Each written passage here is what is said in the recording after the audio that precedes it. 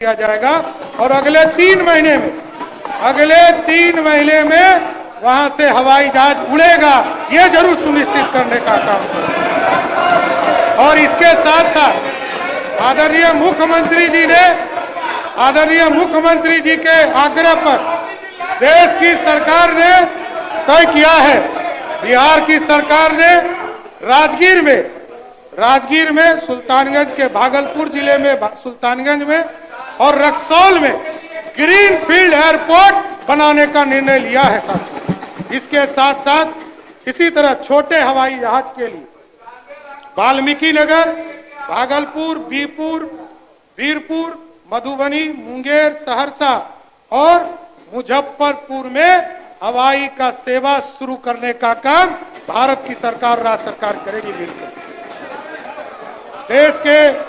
देश के कुछ अन्य मेट्रो शहर दिल्ली और मुंबई के अलावा बिहार में इंटीग्रेटेड सेंटर ऑफ बिहार की स्थापना की जाएगी, जिसके बहु में उपयोग होंगे। बिहार की पारंपरिक शिल्प, हस्तकला इत्यादि एवं का प्रचार होगा। बिहार की लोक कला एवं संस्कृति के प्रसार के लिए संस्कृति एवं पर्वों एवं त्योहार का आयोजन किया जाएगा। बिहारी खाद्य व्यंजन का प्रचार प्रसार होगा। बिहार में निवेश हेतु इन्वेस्टमेंट प्रमोशन सेल का कार्यालय होगा। बिहार फाउंडेशन का कार्यालय होगा। बिहार के लोगों के लिए बिहार भवन, बिहार सदन के तर्ज पर आवासन की सुविधा उपलब्ध कराने हेतु कार्यों के लिए एक समेकित केंद्र स्थापित किया जाएगा। जिस तरह आदरणीय मुख्यमंत्री के नेतृत्व में आज देश में सबसे ज्यादा यदि महिला पुलिस भर्ती हुई है तो वो सबसे ज्यादा बिहार में हुआ है। उसके आवासन की भी चिंता माननीय मुख्यमंत्री जी ने किया है। महिला सिपाहियों को, उसी के लिए आ रहा हूं, महिला सिपाहियों को पदस्थापन थाने के आसपास आवासन सुनिश्चित करने के लिए राज्य सरकार द्वारा किराए पर आवास लेकर आवासन की सुविधा उपलब्ध कराने का काम करेगी। वित्तीय वर्ष 2025 में मौसम विभाग संबंधित आपदाओं के जोखिम को कम करने के उद्देश्य से एक सुदृढ़ एवं सक्षम multi hazard early warning system के अंतर्गत एक hybrid Doppler weather radar network के निर्माण का प्रस्ताव है। इस हेतु प्रथम चरण में चंपारण जिले और भागलपुर जिले में इसकी स्थापना करने का काम किया जाएगा, जिससे कि सही समय वेदर का पूरा स्थिति हम आकलन कर सके। वित्तीय वर्ष 2025-26 में निबंधन की प्रक्रिया को राज्य के सभी निबंधन कार्यालयों में पूर्णतः पेपरलेस किया जाएगा। देश या देश के बाहर रहने वाले लोग भी होंगे, वो ऑनलाइन निबंधन कराने का काम कर सकेंगे, उनको आने की जरूरत नहीं पड़ेगी। इसी तरह एक महत्वपूर्ण जानकारी, हमारी सरकार आदरणीय मुख्यमंत्री नीतीश कुमार जी के नेतृत्व में, जहां आपको याद होगा कि जब मुख्यमंत्री नीतीश कुमार जी आए थे तो उन्होंने कहा था 6 घंटे में हम पटना पहुंचे, फिर कहा 5 घंटे में हम पहुंचाने का काम करेंगे और आज नीतीश कुमार जी ने तय किया है कि 2027 तक हम इसको 4 घंटे में प्रदेश के मुख्यालय पहुंचाने का काम करेंगे। अध्यक्ष महोदय, आगे राज्य सरकार के महत्वपूर्ण विभागों की उपलब्धि जानकारी सदन के पटल पर रखता हूं, आगे सदन को मैं उपलब्ध करा देता हूं। धन्यवाद।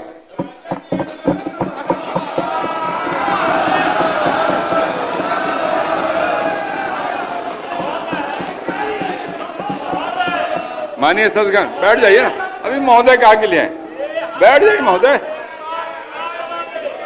आप बोलिएगा ना बजट पे बोलिएगा, अपनी बात रखिएगा। माननीय सदस्यगण बैठ जाइए, गला बच जाएगा आपका। माननीय सदस्यगण, अब माननीय राज्यपाल के अभिभाषण के धन्यवाद प्रस्ताव पर वाद विवाद प्रारंभ होगा। इसके लिए दिनांक 3 मार्च 2025 एवं 4 मार्च 2025 कुल 2 दिन निर्धारित है। महोदय बाद में कहेंगे जब आपको मौका मिलेगा तो बैठ जाइए। अभी कैसे, अभी तो लेख किया उन्होंने, अभी कहा समय, बैठ जाइए। आपकी पार्टी को समय मिलेगा तब बोलिएगा, आपकी पार्टी को समय मिलेगा तब बोलिएगा, बैठिए। माननीय सदस्य श्री अरुण शंकर प्रसाद ने राज्यपाल के अभिभाषण पर धन्यवाद प्रस्ताव पेश करने की अपनी इच्छा की सूचना दी है तथा माननीय सदस्य श्री विजय सिंह द्वारा इनके अनुमोदन का अनुरोध किया गया है। वाद विवाद एवं सरकार के उत्तर के लिए 4 घंटे का समय उपलब्ध है। कुछ समय बजट प्रस्तुत करने में व्यतीत हुआ है। अगर आवश्यकता पड़ी तो इस कार्य के निर्धारित समय में बढ़ोतरी की जाएगी। विभिन्न दलों की उनकी संख्या के आधार पर समय का आवंटन निम्न प्रकार किया जाता है। इसी समय में से सरकार के उत्तर के लिए भी समय दिया जाएगा। भारतीय जनता पार्टी 79 मिनट, राष्ट्रीय Janata Dal 76 minute, Janata Dal United 45 minute, Indian National Congress 19 minute, CPI-ML 11 minute, Hindustani Awam Morcha 4 minute, CPI-M 2 minute, CPI 2 minute, EIMIM 1 minute, निर्दलीय 1 मिनट, कुल 240 मिनट। माननीय सदस्य श्री अरुण शंकर प्रसाद माननीय राज्यपाल के भाषण पर धन्यवाद प्रस्ताव प्रस्तुत करें।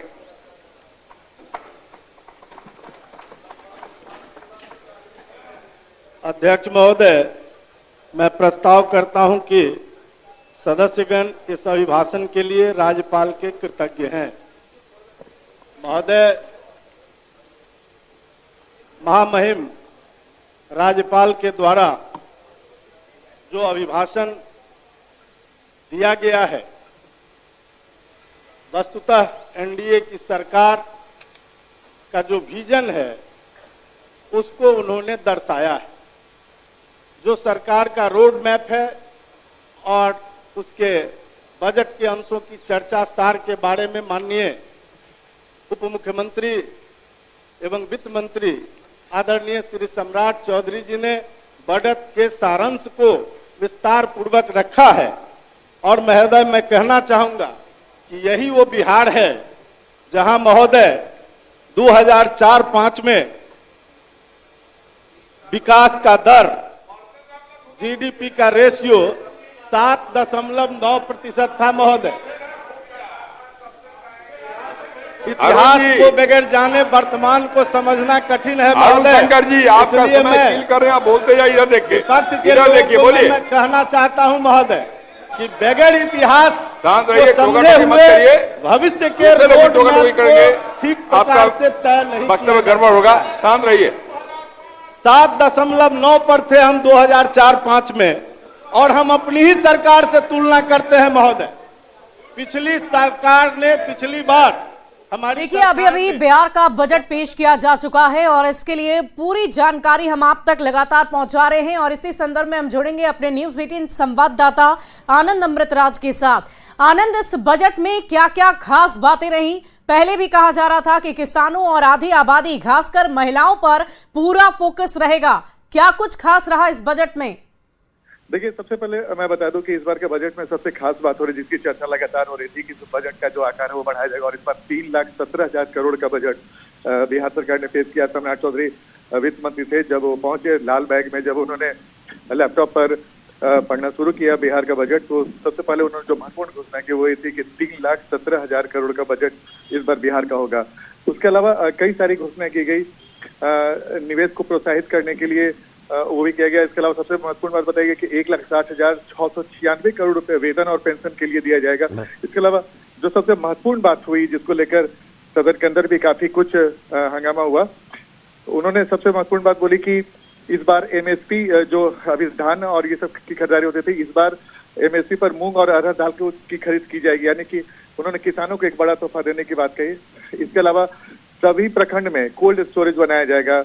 इसके अलावा सुधा के तर्ज पर सरकारी सुविधा आउटलेट की प्रखंड के स्तर पे की जाएगी, जिससे कि जो किसान है जो सब्जी की खेती करते हैं उन्हें फायदा होगा। इसके अलावा 302 प्रखंड में सहकारी समिति का गठन किया जाएगा, प्राथमिक सब्जी उत्पादन समिति का गठन किया जाएगा। ये कुछ किसानों को लेकर महत्वपूर्ण घोषणा की गई। इसके अलावा जो कन्या विवाह मंडप की स्थापना की जाएगी, ये महत्वपूर्ण है, जिससे जो गरीब तबके के लोग हैं जिनकी बेटियों की शादी है उसमें उन्हें मदद मिलेगी। इसके अलावा हर पंचायत में गरीब लड़कियों की शादी के लिए विवाह मंडप तो बनाया जाएगा, महिला हाट का भी निर्माण कराया जाएगा।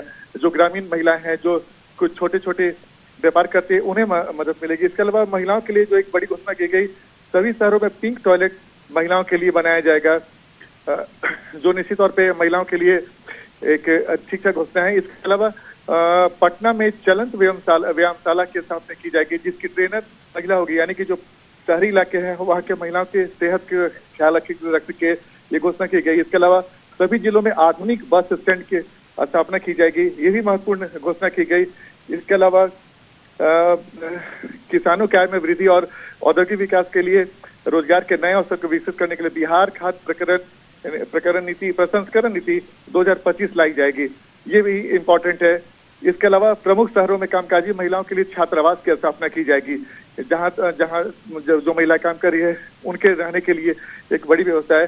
इसके अलावा पीपीपी मोड में निजी और सरकारी मेडिकल कॉलेज खोले जाएंगे, ये भी बड़ी घोषणा सरकार की तरफ से की है कि बिहार में स्वास्थ्य सेवा को और गति देने के लिए ये घोषणा महत्वपूर्ण मानी जा रही है।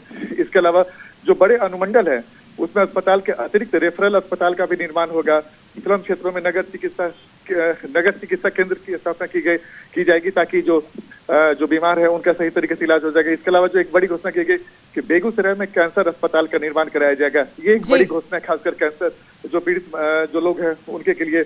इसके अलावा सरकारी विद्यालय और मान्यता प्राप्त जो विद्यालय है उसमें पिछड़ा और अत्यंत पिछड़ा को मिलने वाली जो प्री मैट्रिक छात्रवृत्ति की राशि थी उसे दुगना की गई है, ये एक बड़ी घोषणा सरकार की तरफ से की गई है। मैं फिर से बता दूं कि सरकारी विद्यालय और मान्यता प्राप्त विद्यालय में पिछड़ा और अत्यंत पिछड़ा को मिलने वाले जो मैट्रिक तक पढ़ते थे उनकी जो छात्रवृत्ति की राशि थी उसको दुगना किया गया है।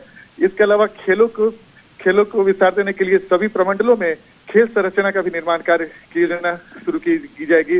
इसके अलावा बिहार के सभी प्रमंडल में खेल और संरचना का कार्य शुरू हो चुका है, और पटना के बगल में जो पुनपुन है वहाँ पे खेल संरचना का निर्माण की योजना भी बिहार सरकार की है।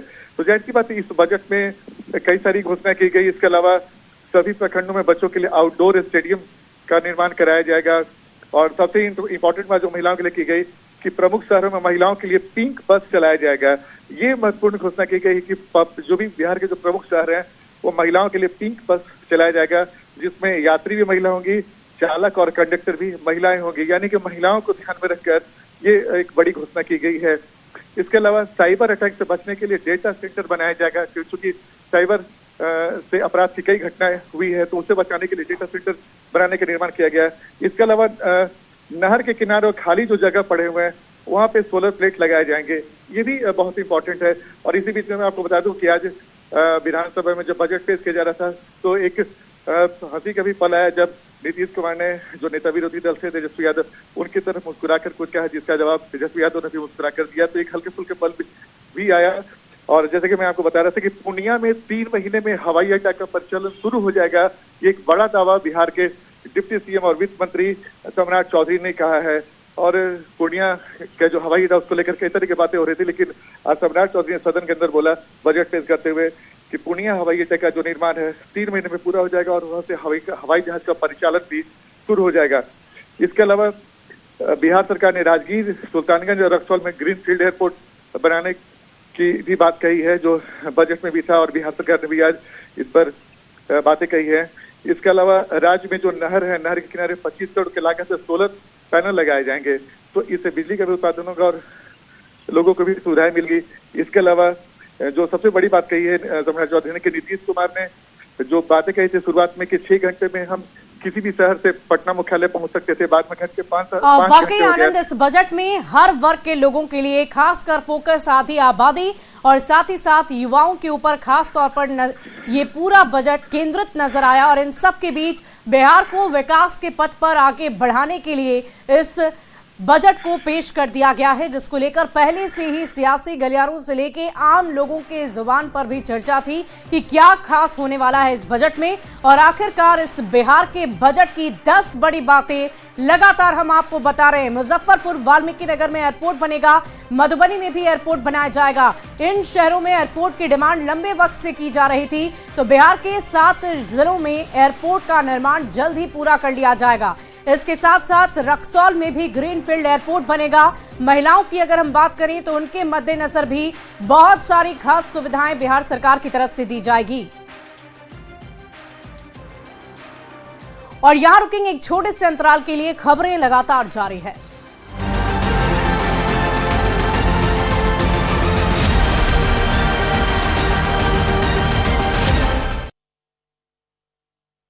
जब मुख्यमंत्री अस्पताल कायाकल्प योजना के माध्यम से अस्पतालों की स्थिति में सुधार सुनिश्चित कराया जा रहा है। महोदय, इस कार्य के लिए 7,470 करोड़ 50,86,000 रुपए का बजट प्रस्तावित है। महोदय, जल जीवन मिशन के तहत राज्य के कुल 62,55,000 ग्रामीण परिवारों को कार्यरत घरेलू नल संयोजन के द्वारा शुद्ध पेयजल की उपलब्धता सुनिश्चित कराने के लक्ष्य के विरुद्ध अब तक 34,17,000 परिवारों को इस योजना से आच्छादित किया जा चुका है। इस वित्तीय वर्ष में किन्नौर संबंध में अब तक कोई राशि प्राप्त नहीं हुई है। महोदय, जहां तक मुझे व्यक्तिगत रूप से जानकारी है कि भारत सरकार से 2024 में 6,000 करोड़ रुपया मिलना था, ये राशि आज तक झारखंड को नहीं मिली है, जिससे उन योजनाओं के क्रियान्वयन में समस्या का सामना करना पड़ रहा है। महोदय,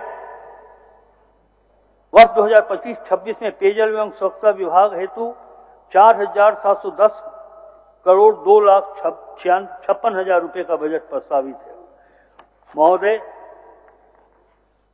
राष्ट्रीय खाद्य सुरक्षा योजना के से अनाच्छादित गरीब परिवारों को झारखंड राज्य खाद्य सुरक्षा योजना अंतर्गत आच्छादित कर अनाज वितरण के लिए 470 करोड़ रुपए का बजटीय उपबंध किया गया है। और इसी तरह 600 करोड़ रुपया राज्य योजना के अधीन संचालित धोती, साड़ी, लुंगी वितरण योजना के अंतर्गत बजटीय उपबंध किया गया है। महोदय, प्रवासी मजदूरों का निबंधन ऑनलाइन किया जा रहा है। अब तक लगभग 1,91,000 मजदूरों का निबंधन कराया गया। महोदय, वर्ष 2025-26 में श्रम नियोजन प्रशिक्षण एवं कौशल विकास के लिए